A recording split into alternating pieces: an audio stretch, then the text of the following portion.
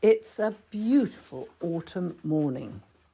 The thing I love about gardening is your garden is never really finished. And this strip, which I'm planting today, has arisen because I've removed big trees from along this side of the drive because it was stopping big lorries getting through and it was getting very dark and shady. So it means now that I've got a strip of about maybe 1.5 meters running down the drive, which I've got the opportunity to plant. And that is lovely because it's this light dapple shade. And when I start to plant any border, any area, the first thing I think of is what is the feel I want with the space. Now you can see our drive is very low key. You come down a track, you have fields on the left, a hedge on your right, which I planted to hide the modern barns that are over to my right. So I planted that hedge maybe 40 years ago, and all the surrounding tree belts I planted probably between 30 and 40 years ago. So where there were no trees here at all, we now have lots, which gives me this lovely light shade, and also it shelters the garden. It makes its own microclimate. It makes gardening much, much nicer. So then I'm deciding what field, because it's not smart, because it's fairly natural landscape, I'm keeping it fairly native looking. And so I'm going to get very simple plants that do well in the light shade, that are native or naturalised in the UK. And what I've done is behind the fence, I've planted, you can see yews. I've been dobbing yews in now and then because obviously the bigger the woodland gets, the more open the bottom comes and the winds can race through. And I put these yews in as tiny little root ball plants about 300 high in the autumn where possible, because then they get their roots down before the drought, because they're competing with a shed load of tree roots that are really pulling the water out of the soil, and we are very light, free draining soil on very rocky subbase or subsoil. And so those yews are rocketing up. I'm amazed at the rate they grow. I think the fact that they're growing amongst trees that are much, much taller than them, the trees act like a nurse crop, and they just draw the yews up and give me astonishing growth rates with no water at all. So I've put the yews along the bottom. I had put box along the bottom, but I'm starting to get rid of that where it gets eaten because of the box moth. I'm keeping it in the garden in places, and we'll do another video on how I treat it another week. But I've also put in hollies here. Now these are wonderful hollies. I took from a client's garden the berries because it was the most berrying holly I've ever seen. So I took a load of seeds. I've got about 7 or 8 plants from that, and they're probably about 2 years old now, 1.5 years, something like that. And of course, a holly can be either male or female, and so it will either have berries if it's a female or not if it's a male. Now there are ones like JC Van Tol, I like JC Van Tol, which has berries whatever, but this one, only if I've managed to get a female clone from the seed, and I won't know till it starts to get into that stage of life, so I might have no berries whatsoever if they all turn out to be male. But hopefully they'll turn out to be some females, and because they're a seed, they won't be genetically identical to the parent plant, so they might not berry as well, or they might berry even better. It's a lottery, but that's what's quite fun. So I've put in the hollies, and you see I've got these funny contraptions around them because there's a big rabbit thing here. So I've put these little guards around it, and I watch them because sometimes guards get ripped off by wind, and so when I come up the drive every morning from walking the dogs, I just check that they're all okay. Where I ran out of netting, I've just put black plant pots around the base, and I've cut the bottom out of the pot and put a couple of sticks in. And I think that should keep all but the hungriest rabbit off. If the hungriest rabbit starts eating them, then I'm going to put some mesh over the top, but I think that's going to suffice. So I've planted that sort of shrub layer down the back.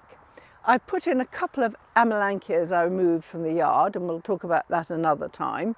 Multi-stem amelanchias, not native, but they're quite native looking and they're quite nice in spring. Wonderful autumn colour and berries, of course. And then I've just been digging up plants from other places as a sort of native and taking cuttings. So one of my favourites is this lovely plant here, which is Gallium odoratum, which is a sweet woodruff, which is here. And I just took cuttings of that, and I was amazed. In my propagator, my hydropod, they rooted in a couple of weeks. So I've probably got about 20-30 cuttings, and I just put little clumps of them underneath the amelanchier. And they do spread. I think they spread by seed and they spread by root, and they form lovely thick mats. I've also got a load of violas, and you can see some here, these do really well on our limestoney soil. And so I've just split up clumps of those and put them down here. I've put some hellebores in. So I put in crocus, which is a sort of quite natural looking one. I'm going to move some more this weekend, so I'm going to basically get this quite full. So there's my, that's orientalis, hellebores orientalis, which seeds around. It might be white, it might be dark purple. There's my hellebores corsicus, and that will seed around, and I'll put some more in. And then I've got the perennial foxglove, digitalis lutea. Not a native, but it looks pretty native. It's got the lovely evergreen basal leaves, and then it shoots up to flower. And then I got a load of seeds from this year's crop, and I sprinkled them everywhere and just sort of trod them in. And so I will get other seeds. I might get other foxgloves and sow them in seed drills almost down here, so I can see where they are. And they quite soon get that naturalistic look. Now I'm going to put the next stage in, and I'm going to put the bulbs. Now, I often say I plant my bulbs in January because you get them in the sale and they're half price. But with the smaller bulbs, which I'm using here mainly, I think it's better to plant them sooner. So I've got a mix of sort of native looking bulbs, and one of them is the bluebell. I'll just pick them all out. Now, I've also got this pot of cayenne powder. Now, some of you might disagree with this, but it's chili powder actually. So I get a big kilogram thing on the internet of chili powder, and any bulbs that is eaten by squirrels, I just put a match on the top of the clump where I plant them, and then I sprinkle the cayenne or chili pepper around. And the reason for the matchstick is then when you have a heavy rain and you come to top it up, you know where your clump is, so I can reapply it. And usually I reapply 2-3 times a winter. And the ones that are particularly vulnerable are the crocus, and I've got a lot of crocus here. They're very, very inexpensive bulbs. Well, pulling them out, first of all, I've got Erythronium pagoda. Now this I always think looks quite special. It's a lovely looking bulb. It grows really well in light shade, in dark shade. It even competes with ivy, and it's got a sort of yellowish colouring, and I find it very easy. Now, I don't know whether it's eaten by squirrels or not, so I'm going to put them in clumps, and I'm going to put some on just to check. And I will probably not put any on one clump, which I'll mark differently, maybe with 2 matches, and then I'll know if they eat that or not. Because I also have got rabbits here. So then I've also got galanthus. Now, Elwisii is a nice big snowdrop. These are lovely. Now, a lot of people plant them in the green because they don't have a good success rate with planting snowdrops dry, but they're so inexpensive when you buy them dry, especially if you can get them wholesale. Or I get all my bulbs usually from GT Bulbs, and they are giving off to members of Bunny Guinness's Gardening Club. They are giving off 15%. So if you email on your order the code Bunny, and it can be upper or lowercase 15, then they will take 15% off your order. Now, if you're ordering a big amount, and I'm not quite sure what that big amount is, but you know, maybe 1,000 of all different mixed up of different things, they'll give you the wholesale rate. And that is, if you're planting bulbs, I do think it's worth being generous because they are inexpensive and they make a phenomenal difference. Now, I found with the snowdrops that you put them down from dry and you do get quite a good success rate. I find it easier than the green. So although people say it's difficult, I think it's worth doing. And I also think that it is sometimes worth watering in your bulbs, because the soil now, despite the rains, it is still pretty dry. And if you can get them into nice moist soil, I think the root growth is more likely to get down there, and you'll have a better take the next spring. And if the next spring it looks a bit weedy, your snowdrop growth, you can be reassured that the next year that'll look pretty good. So snowdrops, I think, are lovely natural looking bulbs, and I don't think, are they eaten by squirrels or not? I don't think they are, so I think I needn't put those on at all. Then I've got the native bluebell, Hyacinthoides non-scriptus, as opposed to the Spanish bluebell, and these are lovely. These are eaten by squirrels, most definitely, and rabbits, so I'll put the cairn on the top. And again, I found with these, often the year after planting in the April, May, you don't see much at all, but the following year they come up really thick and you think, wow, they did survive after all. Wonderful bulb. In all the woodlands around here, it's absolutely teeming with these bluebells, and it looks so divine. And now the next one is Eranthus silica. I call this Eranthus himalis, or the winter aconite. Now this is a low little yellow bulb that comes out very early. It's one of the first, and my mum's drive used to be absolutely covered with this. It was beautiful, and I think it does look quite native, and it does spread by seed as well. Now it has a very bad success rate the first year from planting. I've got some in bits in the garden, and whenever I see them, when they finish flowering, I get the seed pods and I just sprinkle them around. And that is one of the best ways actually to spread these wonderful early spring plants. And if you have them in mown grass, obviously we haven't got them in mown grass, they're beautiful for mown grass because they've flowered, died down before you start mowing. So that's a real winner for meadows and places, I think. And then I've got the crocus thomasinianus, Whitwell purple, absolute caviar to squirrels, so that will definitely have to have the care and treatment. A big bag, I've got 500. I'll show you how I'll plant them, because it will take ages if you planted them all singly. I'll just take out a spadeful, shove them in and carry on. And then I've got Fritillaria meleagris, Snakeshead lily, one of the nicest, does so well here. Inexpensive and I think beautiful, and a native. I always thought these just like wet soil, but they seem to thrive on my dry soil. And then I think we've got this one here, which is Narcissus pseudo-narcissus, the native, or they call it lobularis. This is the native daff, small, beautiful, likes wet conditions, but we'll see how it gets on here. Never eaten by squirrels, which is great. So I love that, so it's very easy. The fritillaria is not eaten by squirrels either. I think it's only really the bluebells and the erythronium that I'm going to protect, and the crocus from the squirrels and rabbits. And then that's all for those. And then I've just got the wood anemone, which I've been soaking overnight. And these are little rhizomatous things. Just get one out for you.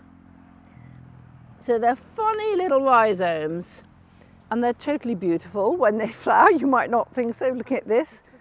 It's like a little rhizome, a twiglet, and so I'll plant these about 50 centimetres deep, having been soaked. And again, the rabbits will like these, so I will protect these. And again, I'm not hoping to get 100% success rate with these, but even if I got 20%, I'd have some, and then they'll gradually start to spread by their rhizomes, hopefully all the way along here. Our woodlands are full of these and they look so charming. So I'll just show you how I'm going to plant them, because I'm aiming to plant this lot, which is probably, I don't know, a few thousand bulbs. I'm aiming to plant these probably in a couple of hours max. and then putting the matches on and things. So I don't spend hours taking them all out individually. I don't use a bulb planter usually because I find them a pain, but I tend to use a spade. So just so with the erythroniums, let's go here. I'm going to put those towards the back. This soil is extraordinary. In places you've got hardcore. So I'm going to take out like about the size of a spade, just roughly take it out. I'll open the packet, and these are actually quite large. These are definitely the largest of all the bulbs I'm planting today. So there we are, nice little erythronium, and I'm going to put 3 or so in this, and I'm going to make sure I have the soil on top of it to the depth of the bulb. Okay, so I'm going to put 3 in the hole. Now, when I talk to people who plant, 20,000 bulbs a year, they just chuck them in. And if the bulb is upside down or sideways, they right themselves. So I think, when you read these books about how to do it and get the right depth and all that, it is not that important. And erythroniums, although they look fairly exotic, in a low-key way, if there can be such a thing. And I'm going to put the match in the middle, and I might put 5 in some holes, and I might put 6. So that's how I'm going to do my erythroniums. And then I'm going to put a wee bit of this potent mixture. Now, the school of thought is some people say it's not nice to put this because squirrels can get it on their paws and then in their eyes.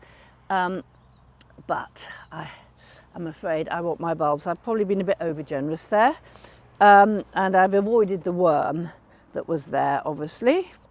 So then I'll just show you how I'm going to do all of them very quickly so it's not boring. Fritillaria. I did bring a trowel, so something that's smaller. So I've got 100 of these, so I think I'm going to do these with the spade as well. They are quite small bulbs usually. So I'm going to put maybe 5 or 6 in a hole like that. And I won't even bother which way up they go because they will work that out for themselves. And I'm just going to mix them all the way up here. I'm not going to plant I might plant the bluebells in a drift because they're a nice drift of bluebells might be really nice, and I could just take out a trench, push them in and cover it and put a bit of K in. So I might do that for those, but it's, they sort themselves out and they tend to look very naturalistic. I've never really seen bulbs looking unnaturalistic, and I haven't ever really subscribed to this just chucking them and they look like that. I just plant them wherever. But that's me.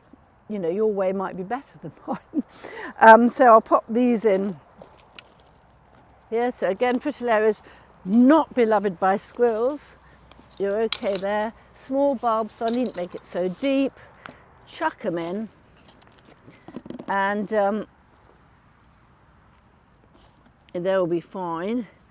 I think firming down makes a difference a bit because you want the contact with the bulb.